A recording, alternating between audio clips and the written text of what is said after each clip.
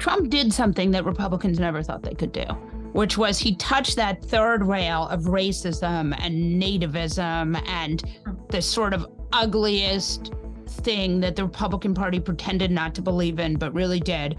And then he won. Hello and welcome to the interview. I'm Diana Falzone, a senior reporter at Mediaite and your new co-host alongside editor-in-chief Aidan McLaughlin.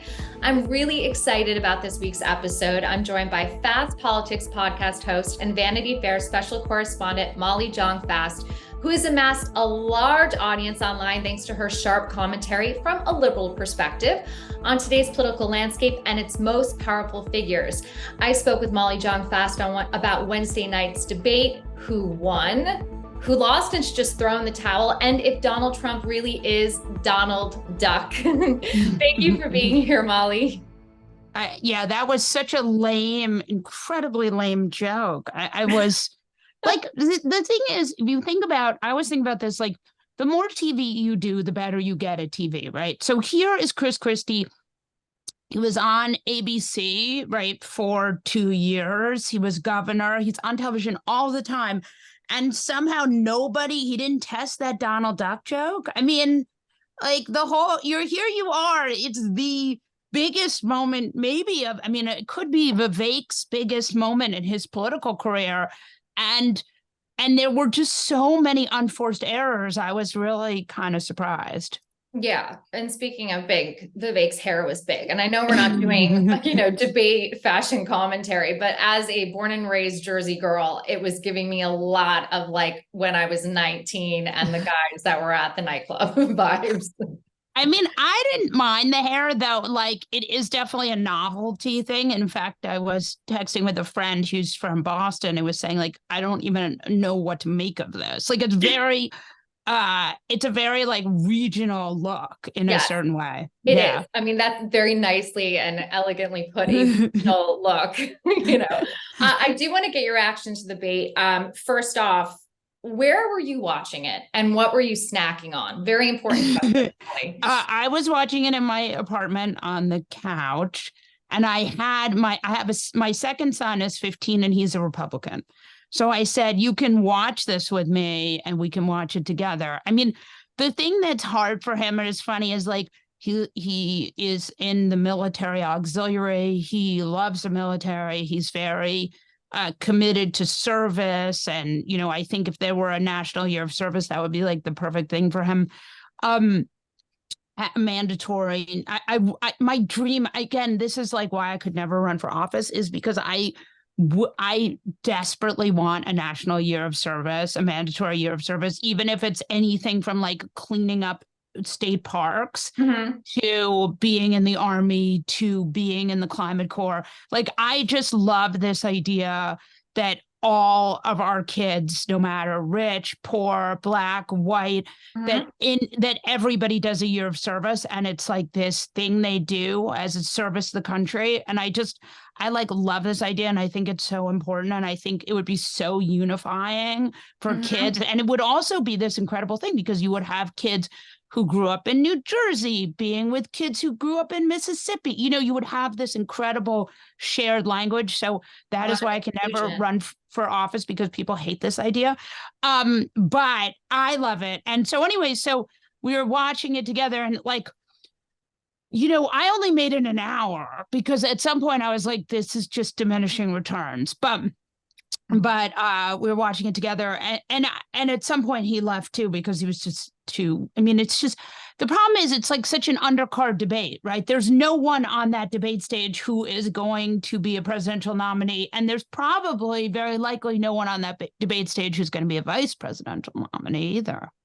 No, so that kind of brings me to my question of who just should throw in the towel, who should give it up. I mean, we see that with Vivek. I mean, I've heard rumors within his camp that he knows he's not going to win the presidency, but he's trying to establish himself to be able to be in the Trump cabinet should Trump get voted in again. I mean, what are your thoughts on like who should just give it up? I mean, so I would say there are a lot. If the problem with the Republican Party is it's not really a party anymore, right? It's just Trump. So if you had a normal party, you could say, well, Doug Bertram. Nobody's ever said his name, so I don't know how to pronounce it. But the guy from North Dakota, that guy, the governor from North Dakota, not a gorgeous, incredible sort of, not a Gavin Newsom type, but extremely smart in some ways. Like he was saying things about he was saying some things about government and the way the tax incentives work that was pretty interesting and was something that needs to be like, he was saying sometimes the government puts its finger on the scale when it comes to EVs or other things in a way that may not be the best for capitalism. Like, hard to argue with that. Pretty interesting stuff, and on a way different level than everybody else on that stage. Mm-hmm. So I thought he was pretty interesting, but it doesn't matter because that party is not, there's no room for that. There's no policy place. This is like, you had Trump counter-programming, lecturing unions about at a non-union shop. I mean, just like, so up is down, left is right. But so the two people I was the most impressed with, I continue to be very impressed with Nikki Haley. I don't agree with her on anything. I don't particularly want to see her as president, but I think she's very smart. And I think she gets a few zingers in there, like that Vivek, you're making me dumber. She's smart, and I think she is able to capture the middle-age rage that some women like myself have. And while I don't agree with her, I love that rage. Like I appreciate it. I appreciate a woman out there, especially a Republican woman, expressing this middle-aged rage. And I really just respect it so much. So I would say those are the two standouts. I mean, everybody else can just fucking drop out. Excuse my French. First of all, they can all drop out, right? Because nobody's polling anywhere near, but like, yeah. I think DeSantis should try to save what little is left of his dignity. And I think they should just, there's no there. You've talked about this before, how we're in unprecedented political times. The GOP party is no longer a party. It is Donald Trump. It is MAGA land. Right. How in the world does he still have the grip on the Republican base? Like what is going on? So I would say that it's two things. One is that Trump did something that Republicans never thought they could do, which was he touched that third rail of racism and nativism and the sort of ugliest thing that the Republican Party pretended not to believe in, but really did. And then he won. And so there was a sense, I think, for a lot of Republicans that this, like, oh my God, right? Like, we can do this. We can do whatever we want. We don't have to be, we can go as far right as we want. We don't need to worry about alienating voters. This works, so let's go. And it worked once, and then it never worked again. But the problem is, Trump needs to do this to stay out of jail, right? He's got every day there's civil cases. He's got 4 indictments. He's got a superseding indictment. He's got, civil charges. He's got Tish James saying that he committed fraud. I mean, the man is drowning in legal problems, and he needs to pay for his lawyers. So while Trump is running for president, he's also running from jail and accountability. And I think that this is a perfect storm for him, right? He can't drop out. Even if he knew he wouldn't win tomorrow, he can't drop out because everything he needs to do is to raise money. So that ends up being a sort of storm because he needs to raise money because he doesn't. And remember, this is a person who doesn't care about the Republican Party at all. I mean, I probably care about the Republican Party more than Donald Trump, and I don't care about the Republican, So he needs to win. And I would also say, he needs to stay in it, even if he can't win, which I think there's probably part of him knows he can't win. But one of the things that I think has been so remarkable about Trumpism is that the way it works for Trump, or it has seemed to have worked, is that you never admit that you lied. You never admit that you made a mistake. You never apologize. You just keep going. So Carrie Lake believes she's the governor of Arizona, right? She's still fighting. She's running for senator, but still believes she's the governor. And, and that is this sort of central thesis of Trumpism. So there's no moment for reflection because there's no time for it. And I think a lot of Republicans, I mean, when you look at a normal Republican, they're like, if you can't win the Trump base, you can't win the primary.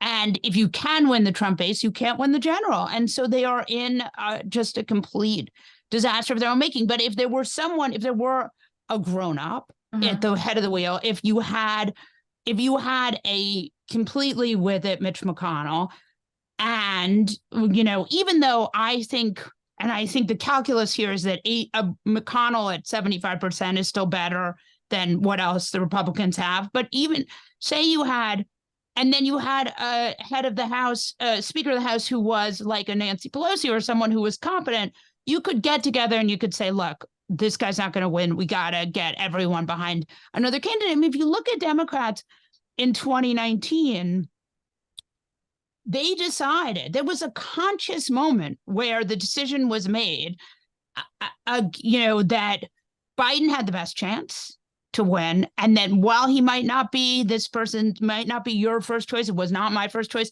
that he could win if the party coalesced around him. And that's what they did. And so everybody else dropped out, right? There was no Mayor Pete being like, no, I'm not going to. And then they got behind him. So if Republicans had a strong party, what they would do is they would say, everybody get out but Nikki Haley. We'll make this Nikki versus Trump, because we know that if Nikki can get to the general, she could theoretically win. Right. But at this point, like you said, it's utter chaos. There is no formation. There is no team in the Republican Party. Right. So what do you think the chances are of Donald Trump getting the GOP nomination? I mean, is he 100%? What's higher than 100%? A million? I mean, he's going to get right. Especially the way this is set up, and he's got party bosses and he's got he's going to get the nomination. I mean, I think the question is, like, can he pull off this trick again, even because of, there are people arguing that inflation has made people mad enough to want to go to fascism. I don't see it. I don't think that, right? Trump, look, what is Trump promising? He's promising a second term where he gets back at everyone for all the stuff they did at the first term. If that ain't fascism, I don't know what is, Right. Yeah, no, it's a very unsettling time in our political and even our media landscape. You accurately pointed out how, we're covering, as mainstream media is covering the GOP party as though it's conventional, but it's everything but. How, as a journalist, I'm interested to get your take of how the mainstream media should be covering Trump and the GOP at this point. So, again, I'm a member of the mainstream media, so I don't want to be, I feel like over the last few days, I've been I feel like there's been a sense like I've been sort of school marshally telling people what to do. And the truth is, I know how hard straight reporting is. It's really hard. And, you don't write your own headlines, and you just, your editors there's a lot of discussion about headlines. So for me, what I would say is the things that I think are the most important right now is you have to remember 80% of the people will only read the headline and maybe the deck. So that already, so if you're going to say, drives me crazy, by the way, Molly. Right, but that's true. So nobody is going to be like, wait, so it was a you can't save that bit for the end because no one's going to get there, or at least only 20%. So that's the first thing I would say. And then the second thing is what I think the media has done really, really well. And I don't think they get enough credit. And look, pooping on the media, I don't know if I'm not supposed to curse, but saying terrible things about the media is like everyone's favorite thing to do now, right? Because it's very low stakes and everyone is doing it. So I don't want to like join in a pylon because it's a hard job. Yeah. And it's not like it's not like being a CEO where you then get on your private jet. But I would say, like, I think the more, one of the things that media has been doing really well is they don't repeat the Trump lie, so it used to be that if Trump did this speech at this non-union shop and he said electric vehicles are going to kill unions. Now, that is not true. I mean, that is not even close to true. That doesn't even make any sense, right? Like you could even say, okay, manufacturing in China is going to hurt unions. That makes a little more sense. But this is just bullshit, right? This is like windmills kill birds and don't create wind, or they don't work, or shower pressure. It's just not true. So what was good was we didn't see like 50 stories where EVs will kill unions. So that was good. And I think like it's important to really take a moment to say like, great, people are getting much smarter. But the thing that isn't fair is like Trump didn't go to the picket line. He went to a non-union shop. So like that needs to be really clear. There was a really good ABC headline that said like, I'm going to read it to you because it was just really good and very concise. And like, that's the other thing, is not so easy to do this. So the very good, concise headline, I'm going to read it to you because I'm boring. Skipping the Republican debate, Trump talks UAW strike and non-union plant. It's a perfect headline, right? Because it's like he did skip it. Every word in it is accurate and it explains it. It does, so that's the thing, is like the false equivalency stuff. I mean, I saw a headline last week from the Associated Press. Biden too old, Trump has problems too. Like, okay, well, first of all, Trump is 3 years older than Biden. Trump is 3 years younger than Biden. So you can't say Biden's too old, Trump has problems too. It's not 44. I mean, he's 77. So I mean, I think like that kind of stuff is really destructive. Right. But I do think there is more, coverage. And I think fundamentally the problem is mainstream media has a lot of trouble dealing with someone who is completely untethered to the truth, and it wasn't created for that. Mm-hmm. Yeah, no, that makes a lot of sense. And those are the challenges.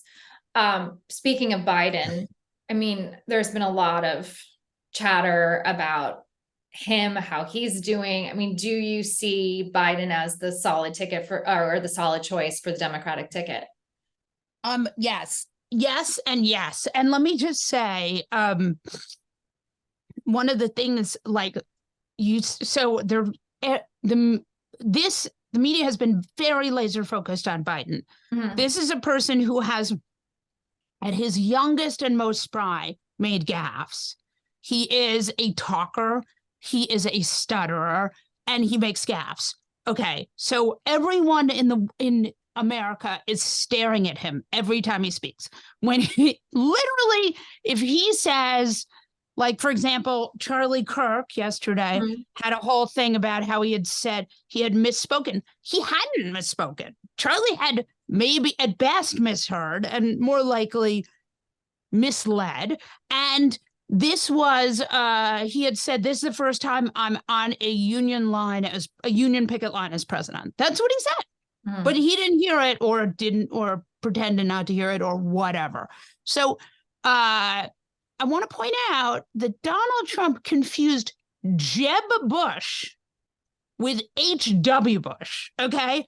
Jeb, governor of Florida, guy he ran against, with H.W. Bush, and said Jeb had gotten Americans into Iraq. Like, so, right. So if Biden had done that, we would have Bill Maher screaming from the rooftops, you have to, take him out right now. And, so that is why I just think it's not fair. Look, Biden is the president. He is going to run for a second term.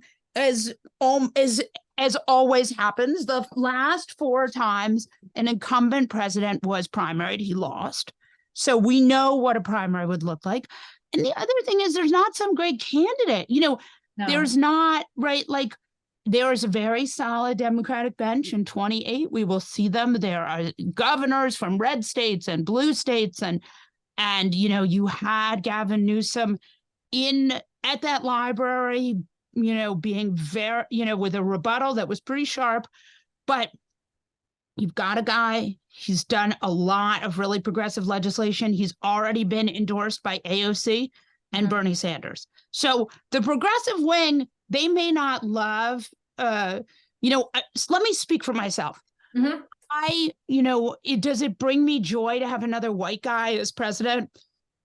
We have had a lot of white guys as president, but he's passed a lot of progressive legislation. He's working hard on climate stuff. He started a climate corps. He's doing a lot of the stuff that progressives wanted. And I think that people are pretty happy with him, even if he wears sneakers. Well, I mean, he's also not facing prison time. Right. 4 indictments. Yeah. Do you think that Trump will see any time in prison, even if that's just... No, I think there's 0 chance Donald Trump ever ends up in prison. I think a more likely scenario is that there's some kind of brokered house arrest. I don't think there's any world in which the Secret Service should be in prison. Trump doesn't need, Trump needs to be held accountable. But is Trump going to go, will prison prevent Donald Trump from doing more crimes?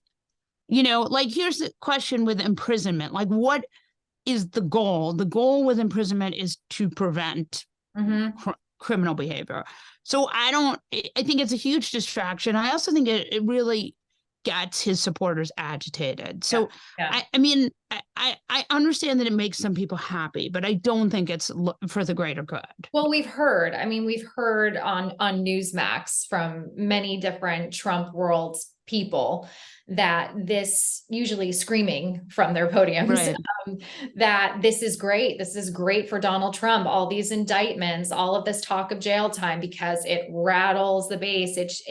I heard a quote that said, if not Donald Trump, then it could be you. You could face the same penalty. So it's just this very... And he says it all the time too. But the thing is, like, if you think about January 6th, like, who did end up it with, the people who broke into the Capitol ended up going to jail. The people who are just, the people who were encouraging them are totally fine. Right. Oh, yeah. Barry Loudermilk is still serving in Congress. Nobody said, Rudy is facing a lot of legal trouble, but not for his performance on January 6th. Right. I want to get to a rapid round with you. Okay. Where do you get your news? New York Times, Washington Post, and then X, but much less now. And then I also read Drudge.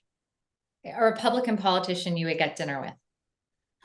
I am really interested. I'm Nikki Haley curious. I would never vote for her, but I'm very interested in her.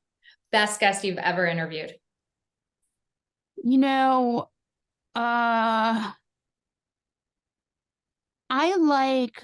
That's a hard one. There have been people where I've been like, I really like Ruben Gallego, because when you interview him, he just talks like a normal person and tells you about Sex and the City and being in Afghanistan. And, he's just sort of normal. The more normal you can be, the less talking points, the better, the more fun it is always. Right. Greatest challenge you've overcome?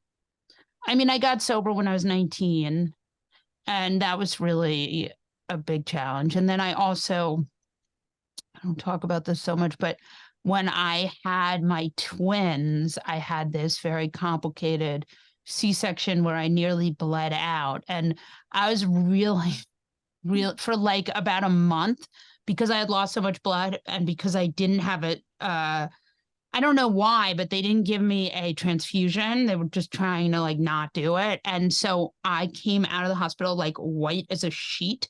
And for like a month, I just felt so terrible because I was so anemic. And Yeah. yeah, and then I had like all these like my C-section scar open. I had to have it cauterized. I just had this horrible string of medical dramas after that, and it was just that were related to this terrible C-section. So that was not great. Oh, and I know it's the rapid round, but I don't think we talk enough about those possibilities and this time and place, because I had a C-section that was planned with my son, and I ended up hemorrhaging as well. And they uterine atony, and they told me that I was okay and it was fine. I ended up hemorrhaging that night, had to call an outside doc to get transfusion. Blood transfusion. So it's I'm glad you brought that up, because I don't think we talk about also just advocating for yourself after having children, because the baby seems to be, the utmost, and then the mom's like, hey, here too, thank you, bleeding a lot. Yeah, I mean, and you really see, I mean, I had a placenta accreta, so it's a little bit different. So when they went in, they saw it and they couldn't get it detached.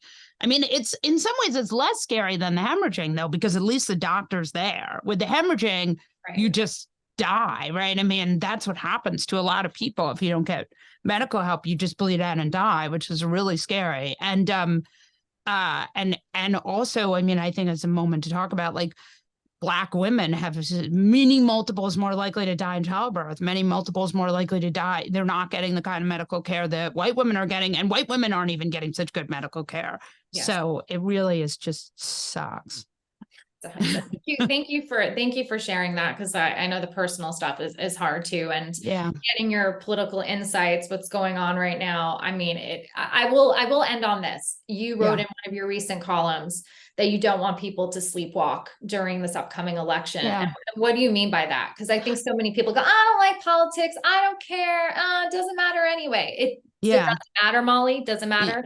Yeah, I mean, I would say so. I mean, I think that people were really, 2016 was rough, and a lot of people were really sort of woken up and freaked out by it. And then there was kind of a turn back to normal when Biden won, and a lot of people have really enjoyed not thinking about the tweets and not thinking about the, just being able to sort of be on autopilot. But the problem with autopilot is that you can sleepwalk into real disaster. And right now, there's an election happening in Virginia, a state house election, and the Democrats have managed to keep the state Senate, but or the House of Delegates, I can't remember. But if they lose, then Youngkin will be able to outlaw abortion in the state.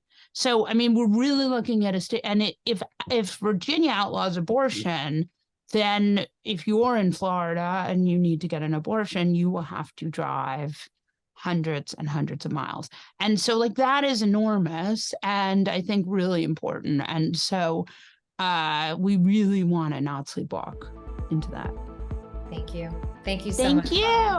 Thank you. And thank you for listening to this episode of The Interview. Please subscribe to The Interview on Apple Podcast or Spotify, and check out our coverage of this interview with Molly Jong-Fast on Mediaite.com.